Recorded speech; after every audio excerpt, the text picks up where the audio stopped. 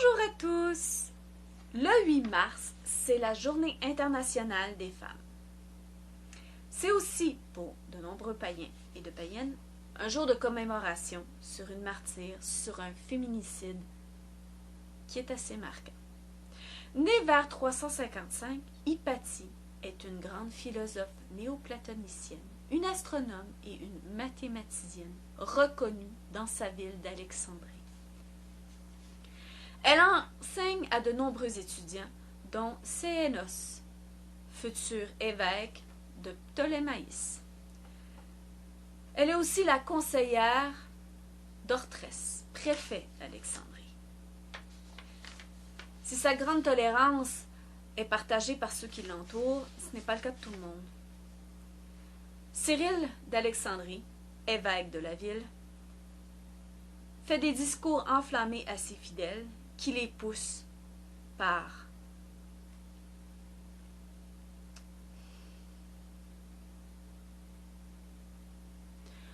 Bonjour à tous! Le 8 mars, c'est la Journée internationale des femmes.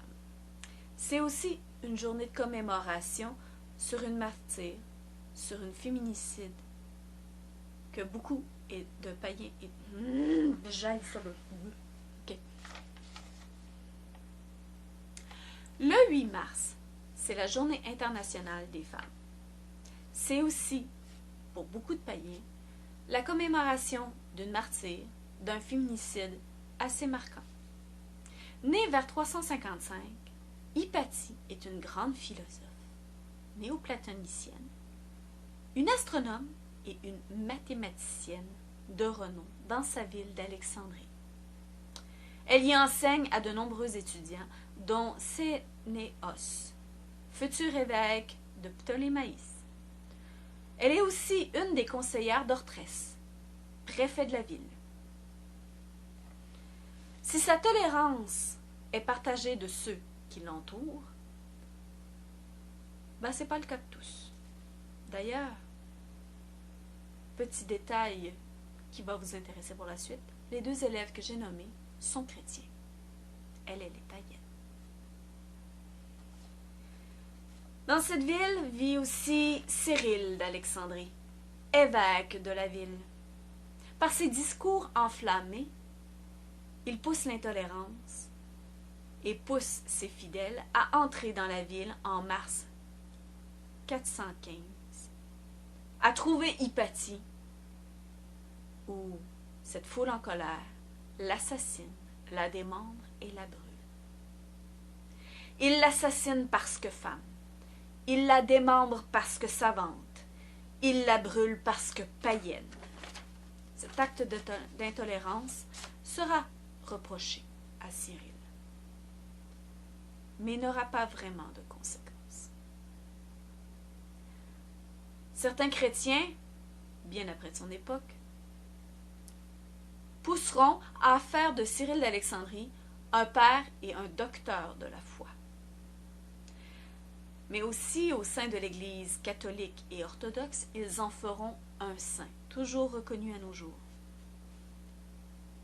Mais certains allèrent même plus loin.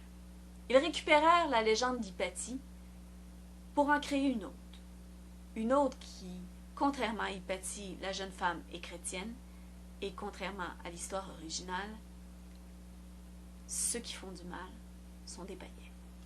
Cette diabolisation supplémentaire du paganisme a été très populaire, au point que des traces de son culte sont toujours présentes. En fait, plusieurs traditions sont bel et bien encore respectées de nos jours.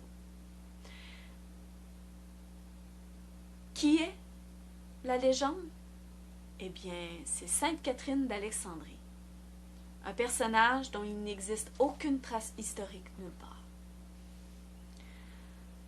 Je ne raconte pas tout ça pour qu'on pleure sur les eaux blanchies d'Hypatie.